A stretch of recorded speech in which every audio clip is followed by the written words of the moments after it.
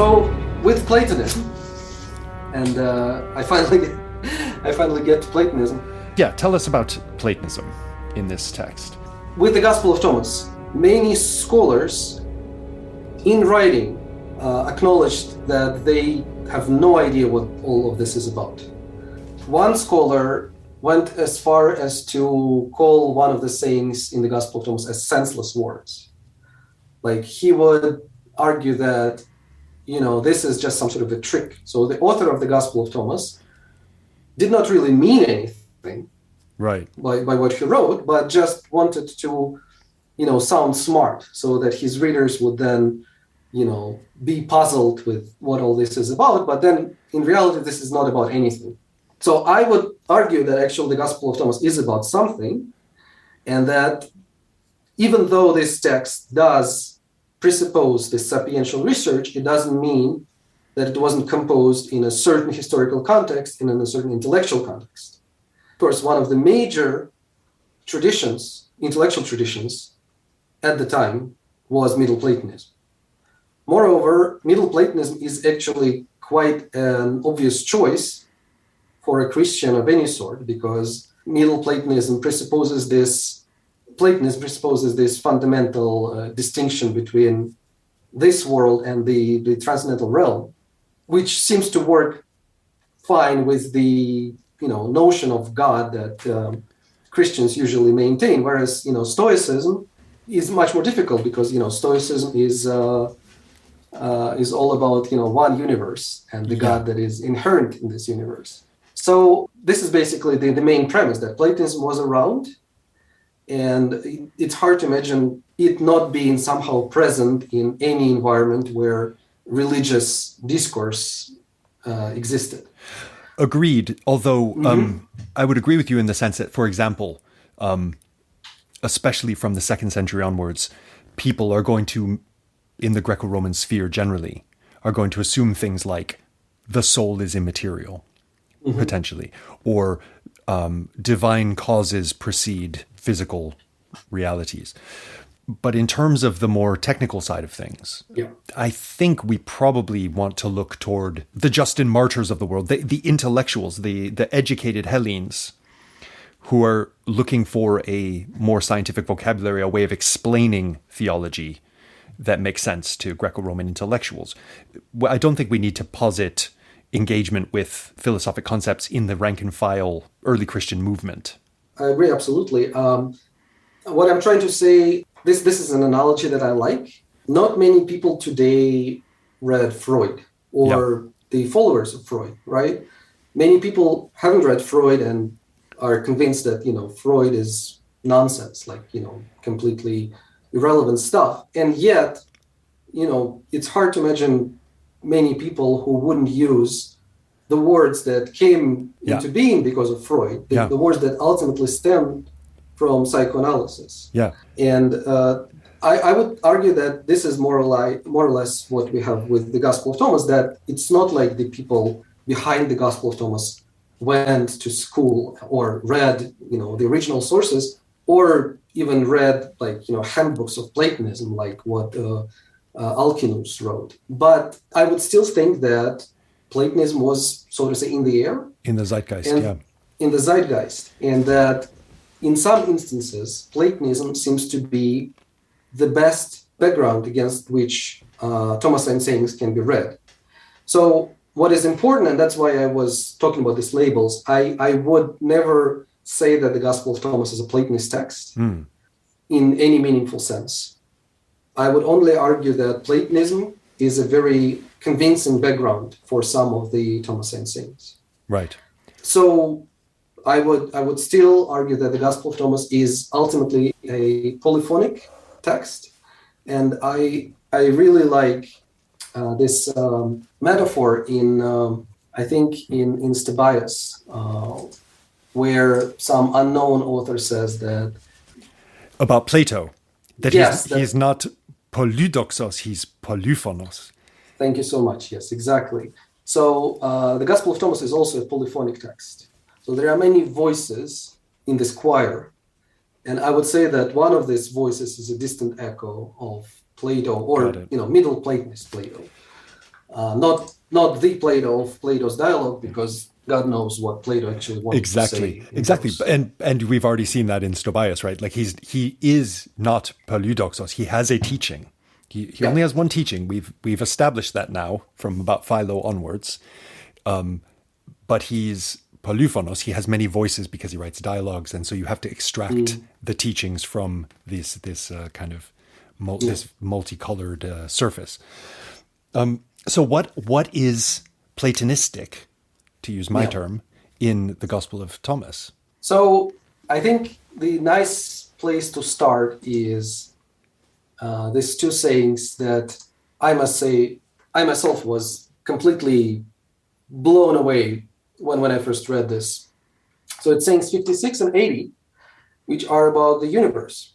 So in saying 56, Jesus says, "Whoever has come to know the world has found a corpse, and whoever has found a corpse, of him the world is not worthy." And then the saying 80 is basically the same, but here we read, "Whoever has come to know the world has found a body, and whoever has found the body, of him the world is not worthy." So what is obviously, like what is the text is telling us is that the world is somehow a body, soma, and also that it is a ptoma, which is, a dead body, a corpse. Yeah. And this immediately brings us to a philosophical discussions of the time, because, of course, by that time, the notion that the body, the world is a body was, universally accepted. It was something that both the Platonists and the Stoics would agree upon. And the world is the cosmos, yeah? Yeah, the word, of course, is cosmos. Yeah. Yes. So what is remarkable about this is that in the Platonist tradition, the world is not just a body, but it's a body and a soul, and it's ultimately good. So what I tried to argue in my dissertation was that the Gospel of Thomas is, on the one hand, reliant on this notion that the world is a body, but it is kind of at the same time in debate with the Platonist or classical tradition in general, arguing that the world is nothing but a body. And in arguing that, the Gospel of Thomas is actually relying on, again, the Platonist tradition that describes bodies as corpses. Now, this, of course, this kind of a discourse goes back to Plato, even though Plato himself never says that body is a corpse, but he says that body is a prison, that body is a tomb. And, again, some scholars would argue that this soma sema formula in Cratylus is not what it usually is taken to mean. But in any case, when we come to Aristotle and to his Protrepticus, we find for the first time this amazing simile, where the relationship between a body and a soul is compared to these pirate ships, where the captives are chained to the dead bodies face to face. So the living person is chained next to a dead body, somehow, being tortured in this way. And that this is like a perfect metaphor for the relationship between the body and the soul. So starting from Aristotle, from this lost text, which survives in fragments, the Protrepticus, we have a huge amount of Platonizing text, describing the body as a corpse, which the soul is carrying. However, never is this metaphor applied to the world. The world is always considered to be good and beneficial and living. So this is something that I find remarkable. That on the one hand, the Gospel of Thomas seems to be reliant on this classical tradition, specifically Platonist tradition, and even I would dare to say expanding it. So it's hard for me to imagine that the word soma and ptoma are used here just randomly. I think that this is meant to be a sort of pun or slogan, just like soma is a sema, so that soma is a ptoma. So on the one hand, the Gospel of Thomas is involved in this sort of discussion. Maybe it's not, this pun is not something that the author invented, but in any case, we don't have it anywhere else. So either it follows some Platonist source or it develops the Platonist tradition in this way. And at the same time, the Gospel of Thomas is critical of the Platonist tradition in denying the world any value. It's interesting that you can see from this why, in a loose way, people read this text and go, Gnosticism, right? Because it's a certain Platonizing form of Christianity, which is anti-cosmic. But of course, if we look at Paul, the flesh-spirit dichotomy is incredibly strong in him. So there's always this certain anti-cosmic stuff going on to some degree in Christian texts. Not always, maybe, but it's there in the canonical New Testament. But as you say, there's a different nuance here. The cosmos is being compared to a dead body, but there's no evil God that made it. There's no evil God, and even though the cosmos is obviously something bad, somehow, if you look closely enough, you can see the divine substance somehow mingled with it. So one of the sayings that is, I think, the most remarkable here is 1:13, where Jesus said that the kingdom of the Father is spread out upon the earth and people do not see it. And this is, again, a notion that is appearing in this text again and again, that, the most important thing is to be able to see, to be able to recognize something that others fail to recognize. There is this other saying 5, which I also find extremely educational here. Jesus says, recognize what is in your sight, and that which is hidden from you will become plain to you.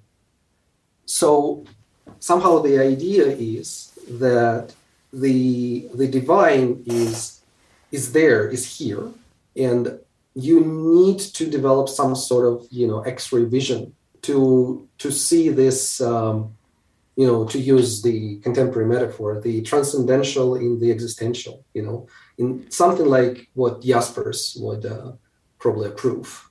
The saying that in this regard is also quite important is number 30, which goes like this: where there are three, they are without God, and where there is but a single one, I say that I am with him. Lift up the stone and you will find me there. Split the piece of wood and I'm there.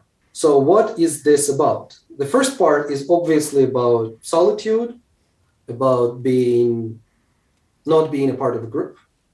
Salvation can only be found in being alone.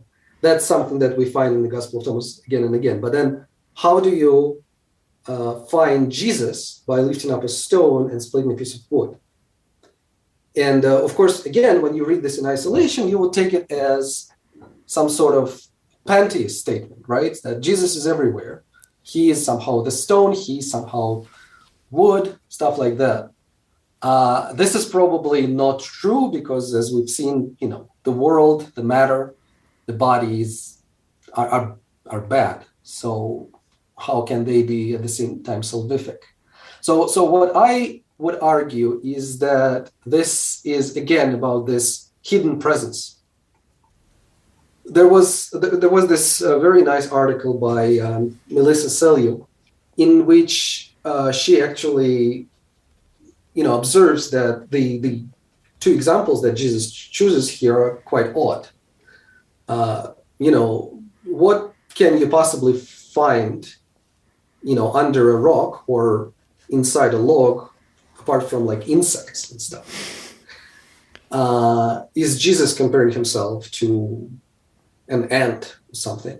So what I think is that here we have this common trope, which we find in various ancient sources, that somehow stones and wood represent, the opposite of spirit. Right. Like, in Plutarch, we have this Spartan king who explains that Sparta does not have city walls because it's fortified with the virtue of its inhabitants. Yep. And again, I think that Jesus is saying that I am in, logs and under the stones, in this sense that he is somehow present in even the most disgusting, the most lifeless objects Right. you have around. It's worth maybe mentioning here that since Aristotle, the word for matter in Greek is literally the word hyle, meaning wood, which can also just mean a forest. It literally means wood. It can mean lumber, but it can mean matter in the technical philosophic sense. So if you are going to denigrate the cosmos as a body, matter can come in for denigration as well. So he could well be referencing that, that the semantic sphere of this term matter. When you refer to a bit of wood in a philosophic context, you're instantly referring to matter in some sense, right? Yeah. Here I cannot avoid mentioning this important fact that this saying that I just quoted, saying 30, in the Coptic text of the Gospel of Thomas, it's different, eh? It's different, yeah. And the sequence of sayings is rearranged. So instead of all this business about being alone, being a monachos, in the Coptic text, it's about Jesus being the all. So it goes, Jesus said, "It is I who am the light which is above them all," which probably is just an unfortunate translation for is above everything. "It is I who am the all. From me did all come forth, and unto me did the all extend." And then it continues, I'm below the stone and I'm inside the law. So here we obviously have a result of reduction. Somebody took the text, which we have in the Greek version, and reshuffled it, used a different order. And when I'm looking at, and I'm especially now inspired by this study by a Canadian author, Timothy Pettypiece, I'm wondering if maybe we can have here an instance of a Manichaean reduction. Timothy wrote a very thought-provoking article about the Manichaean presence in the Nakamadi texts. He didn't discuss the Gospel of Thomas, as far as I remember, but I think this is one of the instances which can be supplied to his list. So I assume that your listeners are familiar with the Manichaeism. Yes. An excellent religion which is consistent in its dualism and maintaining that our world is this mixture of elements. The realm of light has this light particles, and the realm of darkness has this material elements, and light particles and material elements are mixed together, and this is a tragedy. So the light is kind of entrapped, imprisoned in matter, and our task is to somehow purify, release these light particles into the realm of light.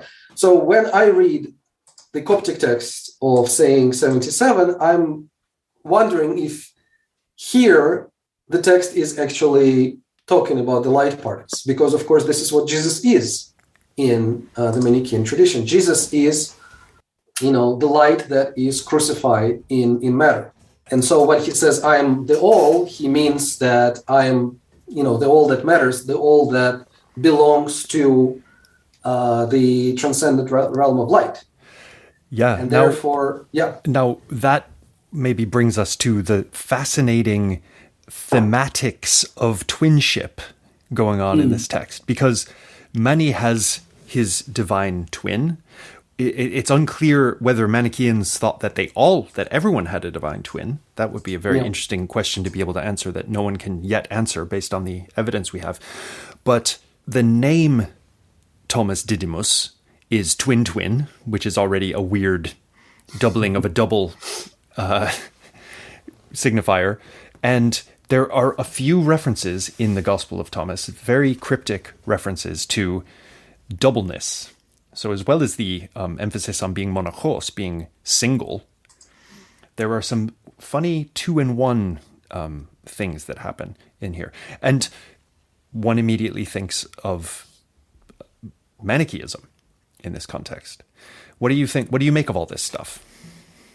There are several things here. So first of all, clearly the Manichaeans read the Gospel of Thomas and enjoyed it a lot. And if we look into the Coptic texts, the Coptic corpus of Manichaean literature, the Kephalaya, the homilies, we'll find numerous instances where the Gospel of Thomas seems to be alluded to. Right. And that's one of the reasons why I think it's quite possible that, the text in the Nakamadi Library actually reflects some Manichaean redaction. That's one thing. The other thing is that the Gospel of Thomas, of course, initially belongs to the 2nd century. All the Greek manuscripts seem to suggest, so they probably predate Mani himself. So there are two things. One is that the Gospel of Thomas inspired Mani or his followers, and the other thing is that they possibly have their own redaction of the Gospel of Thomas, which they adapted to their taste. The idea of twinship per se is never really realized in the Gospel of Thomas. Not like it is in the Acts of Thomas, where it's explicitly stated, where this name Didymos is actually clearly meant to mean the twin brother of Christ. In the Gospel of Thomas, the word twin never appears except for, the Greek part of his name, of the apostle's name. But you are right that there is this whole notion of, being double and being one. Yet, I would say that in this instance, we actually have something that has nothing to do with the notion of divine double. I would rather say that in all these instances, the Gospel of Thomas is talking about oneness and what is opposed to it. So, any sort of division, any sort of opposition is considered to be evil, whereas unification, being one, being single, is the goal of the spiritual journey. This applies to differences of sexes. This applies to all other stuff. There's famous saying 22 where Jesus says that you need to make what is up down, what is down up, what is female male, and so forth. But the point is that it should be neither male nor female, but something unified. That's one thing. But then another thing is this notion of becoming like Jesus. So I would say that one of the significant differences between the Gospel of Thomas and the Synoptic tradition is that Jesus is not seen to be as this, top of the pyramid, so to say. Your goal is ultimately to become identical with Jesus, to become like Jesus, to become Jesus. And this is, of course, clear from the text, like in the Saint 13, which I mentioned, where Thomas is praised above Matthew and Peter. Jesus says to him, I'm not your master, because what you said, reveals that you are above that. So, while for Matthew and Peter, Jesus is still their master, their teacher, for Thomas, there is no teacher because he himself became somehow equal to Jesus. Through a piece of apophatic speech. He said, I can't compare you to anything. I have no words. Yes. And he said, right on. You've got it. Which is, again, maybe why people want to use the term mysticism with this text, because there are all of these references to the sort of open-ended, apophatic refusal to postulate the truth in words that it's like, that's it. You've got it. Yes, agreed. Yes, very true. So I would say that the Gospel of Thomas is not about divine twinship, but it is about being masterless. This is the term that my Dr. Father used, anti-Marian. And it is about becoming like Jesus, being Jesus. So that's actually one of the reasons why I'm kind of skeptical about this notion of Thomasan Christianity, because the idea of twinship, which is meant to be like one of the primary notions of Thomas and Christianity. It's never there. It's not explicitly there. Right. But yeah, and of course with Manichaeism it's also difficult because then we have Eastern sources and Western sources. Yeah. And in the Western sources, the idea of twinship is again hard to find. It's only in the East that we find a bunch of texts discussing it. But the fact that the Manichaees liked to read the Gospel of Thomas, right? Just it's sloppy. It may be illegitimate, but it immediately makes me think, okay, maybe the Gospel of Thomas in some redaction was around in the Christian community where money first grew up. And maybe there was this Syrian Thomasine thing going on, which would explain why, partly explain why Mani's religion turned out to be the way it did, with its emphasis on divine twinship. Obviously, there's huge gaps here, and this is a case of creating a massive narrative arc of history from a few little scraps that are, highly disconnected, and saying this must be what happened. So obviously it goes beyond the evidence, but you can see why people think Syria. And yes, absolutely. And of course, I'm no expert in Manichaeism, and I'm sure you will talk to much more knowledgeable people about it. But as far as I can see, we cannot really know if Mani himself read the Gospel of Thomas. So the more obvious allusions to this text come from the Kephalaia, which, is not the ipsissima verba of Mani. Yeah. It's a text of very complex history, and, but clearly it's not literally what Mani said. It's a text that had a development. But certainly I can see why this notion would be tempting. It's just, I myself would probably remain a bit skeptical about the Syrian connection of the Gospel of Thomas. Yeah. I think that the Gospel of Thomas could have been composed anywhere in the Greco-Roman realm. Egypt is a very good candidate simply because we know that in Alexandria we had all these Christian intellectuals and Platonizing Christian intellectuals. Yeah. But again, there were other important scribal centers in the ancient world. And, we usually think about Egypt simply because all we got is from Egypt. Yeah. All the manuscripts are from Egypt, simply because of the Egyptian climate, the Egyptian sands that preserve everything. I think ultimately we just should say that we cannot really know where the Gospel of Thomas comes from. And it's not really very important. I think that this text is meant to be read by different people, united by their interest in sapiential research, rather than belonging to a certain geographical community. That being said, how would you position this text vis-a-vis first proto-Orthodoxy and then after Nicaea, Orthodoxy? Because obviously it doesn't make the cut. It doesn't become canonical in any Christian congregation that survives into late antiquity. But it is being read and being reacted to by Christians. So what are they saying about it? What's the sort of general position? So again, there is this problem, something from which I actually started, that very often Christians rejected various texts, and composed lists of titles that are to be, rejected. And one of those titles is the Gospel of Thomas.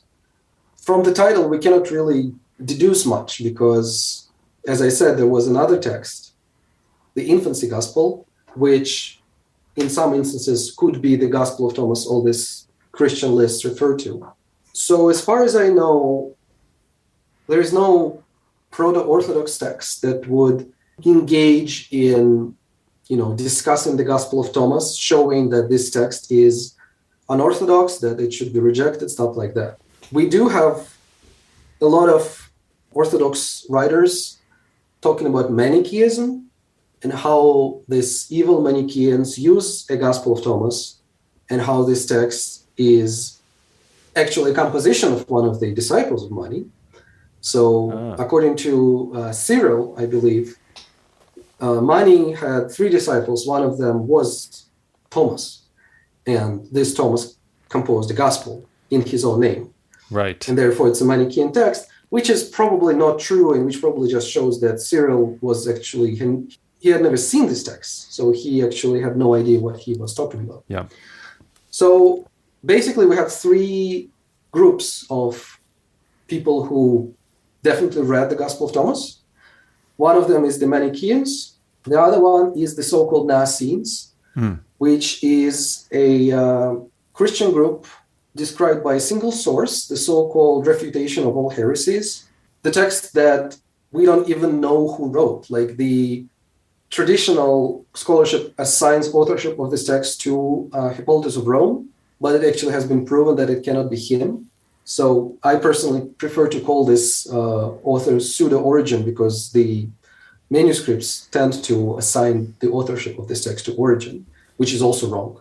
Right. So this source has a chapter about this heresy of the Nazarenes. And in quoting a source composed by this group, we sometimes find allusions to the Gospel of Thomas. And once we have an explicit reference to the Gospel of Thomas. So these guys definitely read it. And some scholars even think that they composed it, but this doesn't seem to be very plausible, simply because if you look at the text of Pseudo-Origen, you will see that they go at great length to offer an allegorical interpretation of the Gospel of Thomas that would actually work for them, for their theological system. So this is the second group, the Nazarenes. And then the third group would be actually the Proto-Orthodox, specifically people like Clement, Origen, and Didymus.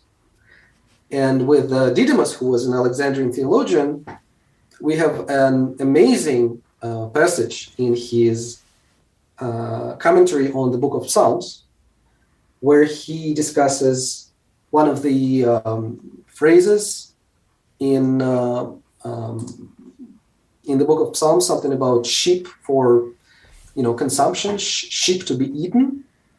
And because he is, of course, an allegorical exegete, he goes on to discuss the imagery of consumption, of people eating people, and what it means.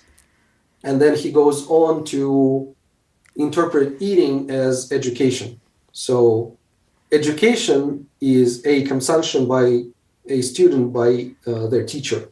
Right. I educate you, therefore I consume you. And in this context, he actually references a saying about a lion and a human, a saying which we find in the Gospel of Thomas and nowhere else.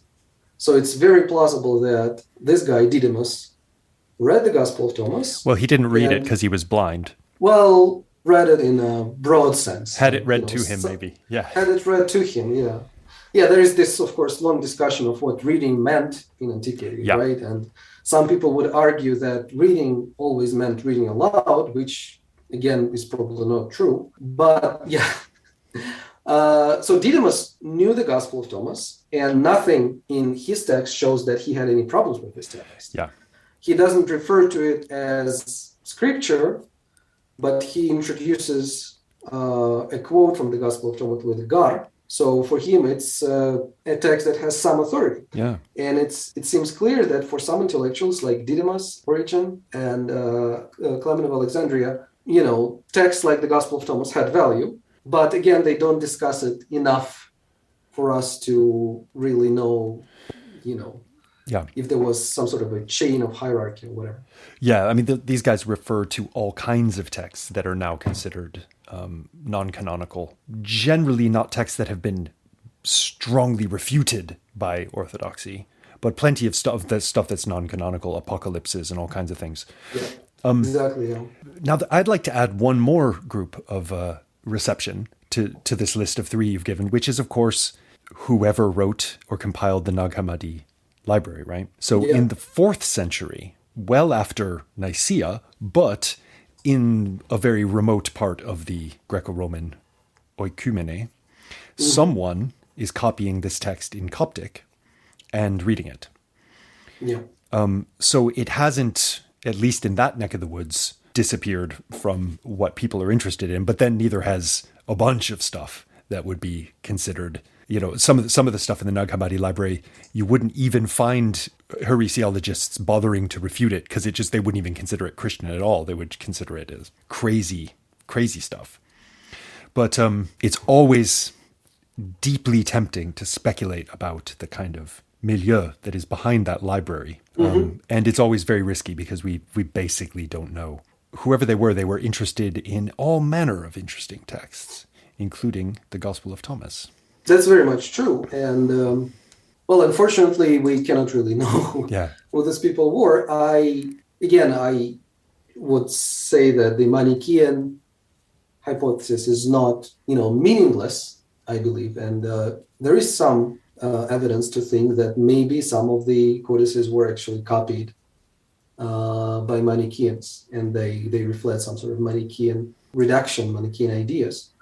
Of course, the problem is that the Manichaeans read texts like the ones that we find in the Nakamadi corpus, and therefore the Nakamadi corpus may be just, bear testimony to the ideas that later were inherited by the Manichaeans. We don't really know. Some people argued in the history of scholarship that the Nakamadi Library is just a collection of heretical texts, compiled for the sake of heresiological refutation of them, which doesn't seem to be the case, because, when we look at the colophons, we see that the people who copied these codices were actually quite fond of their contents. And then, of course, there is recent scholarship by Hugo Lundhaug and Lance Janot, in which they proposed that the Nakamadi Library belonged to a Pachomian monastery. And, this hypothesis can be supported by by geography, first of all, because there was a Pachomian presence nearby, the site where the Nakamadi Library was discovered. There are documents in the stuffings of the codices, in the covers of the codices, the documents that seem to come from a monastic context. And of course, there are other arguments that Janot and Lundhaug would offer in support of this theory. I personally am, I must say, skeptical about the Pachomian hypothesis. I think there are many reasons to doubt that indeed, this was a somehow Pachomian library. But of course, what is relevant for the Gospel of Thomas is that whoever read this text in the 4th century may have or must have interpreted it against the contemporary background. So when they saw the word monachos in the 4th century, they thought it meant monk. They were like, monks. That probably meant monks. Does it mean that they themselves were monks? We don't know. But what is important, I think, is to remember that the word monachos did not appear with the monks. This is a word that we have already in Aristotle, and it can have a bunch of various meanings. But of course, it's completely possible and plausible that whoever read the text in the 4th century thought that this is about monks. Yeah. So in other words, the term monachos has taken on a technical Christian social meaning in late antiquity that it didn't have in the early years of Christianity. Yes, of course. And this applies to many words in, earlier texts, like the word xulon, for instance. It means wood, of course, but then in Christian context, it in the end becomes synonymous with the word cross, right? So therefore, of course, when a later reader reads an earlier text, they cannot avoid, certain anachronistic interpretations. That's normal, and that's of course something that we should be aware of. Yeah, very much not in the spirit of the hermeneutics in the Gospel of John, which would seemingly be, in the Gospel of Thomas, which would seemingly have no rules at all. If there are rules, you have to discover them for yourself by reading the text and by internalizing it and journeying through it, I guess. It'd be interesting to talk about the concept, the importance of eikon. Yeah. The idea of image is really, I think, important in this text. And indeed, to someone like me who's read a lot of Philo of Alexandria and later Platonism, whenever I see eikon, obviously that's another term that in a later Christian context comes to have a very technical Christian meaning, but we don't have to get into that now. And also the idea of standing, which is very interesting as well in the context of stuff that is Gnostic. If by Gnostic we mean the specific kind of grouping of texts known as Sethian, you get this idea of standing is very important in there as well. If you could just elucidate those two concepts for us a little bit. Yeah, so there are things in the Gospel of Thomas that are repeated again and again, like ad nauseam. And, one of them is the notion of oneness, which I mentioned several times today. So in Coptic, it would be what. In Greek, it would be monachos. So various, I would dare to say, technical terms that describe the spiritual perfection in the Thomasine mindset. So one other word that appears in this text again and again is standing. And it's actually closely connected to the notion of being alone or being single or being unitary. So there are two sayings in the Gospel of Thomas that end with very similar formula, and they will stand as solitary ones, so as monachoi, or they will stand as a single one, as one and the same, which is what. So what is remarkable about it is that I don't think there has been any consensus so far about what these sayings mean. Again, because there is this notion of a Syriac background to the Gospel of Thomas. Some people thought that this notion of standing refers to the baptismal ritual, which somehow presupposes, taking a stand for Christ and stuff like that. So in my dissertation, I tried to argue that, again, this notion is ultimately Platonist, and that standing is one of the metaphors used in Middle Platonism and already in Plato for, immutability, for the permanent, unchanging state of the ultimate realm. And, this notion appears in Alcinous, in Philo, in Numenius. It seems to be part of the Platonist vocabulary, the language of the traditional language by which Platonists would describe the ultimate reality. And so I would argue that, especially since this notion of oneness and the notion of standing are so often intertwined in the Gospel of Thomas, this is because of the text's indebtedness to the Platonist tradition. What is remarkable, I think, is exactly the saying 50, which you mentioned earlier. And this is a saying which, as I said, contains some sort of a dialogue between the unnamed person, so basically any disciple of Jesus, any follower of Jesus, and some, again, unnamed entities, which probably are, at least in the source of the Gospel of Thomas, they probably were the evil spirits that somehow interrogate the soul when it ascends to the heavenly realm. This is what when you mentioned earlier, Deconic's interpretation, this is the motif where you're, as you ascend, you have to have passwords to get past various archontes. Yes, exactly. Yeah. And this is a very difficult saying because, the text is problematic. We have it only in Coptic, and in Coptic, there are several philological and exegetical differences. But what in any case is remarkable is that Jesus instructs his followers to say, we came from the light, the place where the light came into being on its own accord and established itself. And the expression for established itself is this oche eratev, which is basically histemi, corresponds to Greek histemi, to stand.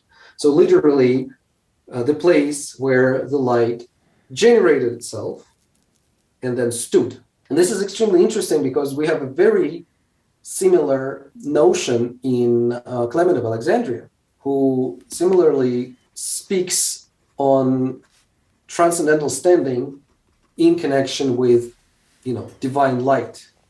So he says that when the Gnostic, and the Gnostic is, of course, a technical term for perfect Christian, when the Gnostic enters the Lord's dwelling place, he or she becomes light that stands firm. Phos hestos.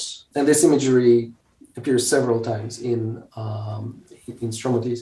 So it seems to be a rather striking similarity, which doesn't necessarily mean that, there is some direct dependence, but rather that there is this, certain set of stock phrases that traditionally are applied to ultimate reality.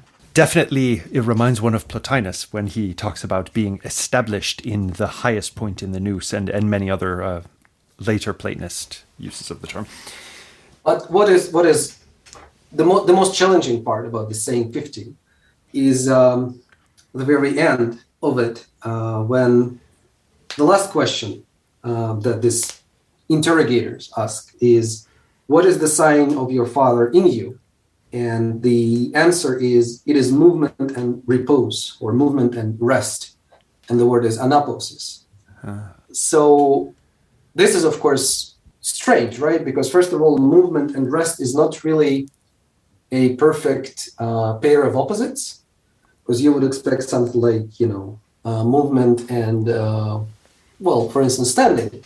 But more remarkable, this whole idea of movement and resting, or whatever it is, this whole idea is unusual, right? Because we would, elsewhere we would not talk about movement as some sort of a positive entity. So I was looking into Middle Platonist sources, and I believe that, again, there is some Middle Platonist evidence that movement is a sort of inherent quality of the divine realm. Mm-hmm. A movement of different sort. So a movement that is somehow not in contradiction with rest. And the answer indeed comes from Numenius, where we find this remarkable passage, and this is fragment 15 in the Plus, and it's of course from Eusebius, where Numenius is talking about stasis, about the rest, and at the same time, the innate motion, which coexists with this stasis. And the term for motion is, of course, kinesis symphytos. Similarly, there is this passage in Philo, which again is not very easy to interpret, where Philo is similarly talking about, I think it's the term is kinesis tonike. So the divine realm, the God of the Bible, is somehow standing, and standing is the word that Philo is using a lot, and yet at the same time has this tonic movement, which is of course a Stoic term. So some sort of unique sort of movement, because it has nothing to do with changing one location from the other. Yeah. So there is some sort of internal movement, motion in some sort of a sense in the divine realm, and that's what I think saying 50 is about. And then, of course, yet another interesting thing about saying 50 is that it mentions this concept of image. And this is one of probably the most difficult aspect of the Gospel of Thomas. The Gospel of Thomas has several sayings dealing with one image or many images. And as far as I know, there has not been a lot of success in trying to make sense of this. So the key saying, in my opinion, is saying 93. Mm-hmm. And this is a saying which I believe, following the Berlin research group, saying that in the Coptic text suffered corruption and should be amended. And the reason why I'm confident that it actually can be amended is that once it's amended, and the amendation is only one letter, like we need to delete one letter. But once it's amended, the text actually becomes, it acquires this perfect chiastic structure. And as I was saying earlier, chiasm is actually one of the key rhetorical devices used in the Gospel of Thomas. So for me, it's impossible to believe that by deleting just one letter, we get to this perfectly structured saying It's impossible for me to believe that this is just random. That Right. this is Yeah. So chiasmus, the structure, the rhetorical structure of chiasmus is allowing us to reconstruct the text in a very confident way because it's exactly. just a perfect chiasmus, and we know that's characteristic of this text. Exactly. So the text, if we allow this emendation, the text goes as follows. Jesus said, "The images are manifest to human, and the light in them is concealed in the image. The light of the Father will become manifest, and his Father will be concealed by his light."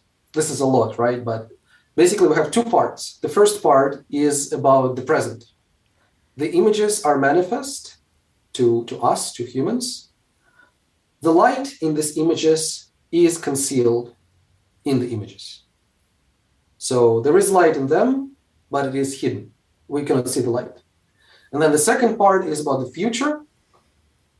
The light of the Father will become manifest, and his image will be concealed in the light.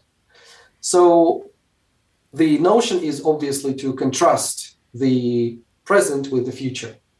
The situation today is the opposite of the situation, expected tomorrow. And I think the starting point here with this saying is to accept that it is talking about two different sets of images. There is this image that is manifest today and is somehow plural, so the image is in the plural. And then there is this image, that somehow is divine, somehow is associated with the Father, so with God, and the one that will be concealed.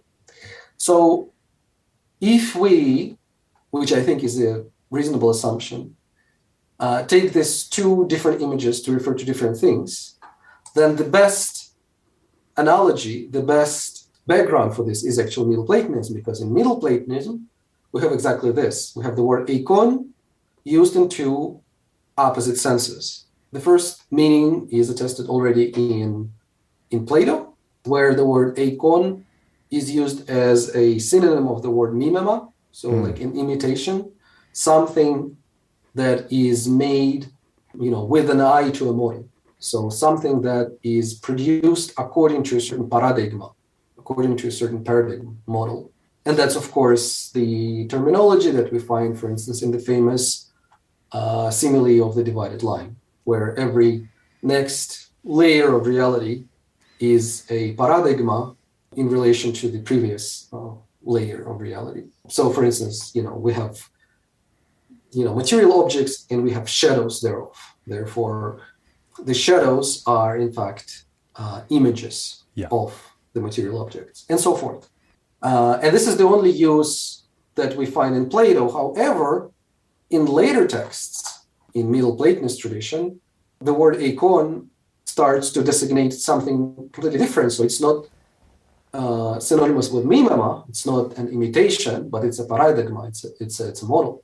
And this we find in many sources, including this mysterious text by Pseudo-Origen, which the refutation of all heresies, which of course starts with the philosophical schools, right, which are also heresies that need to be refuted. And there is a discussion of Platonism, and in this discussion, Plato is said to use the term eikon in the sense of paradigma. So paradigma and eikon is the same thing. Right.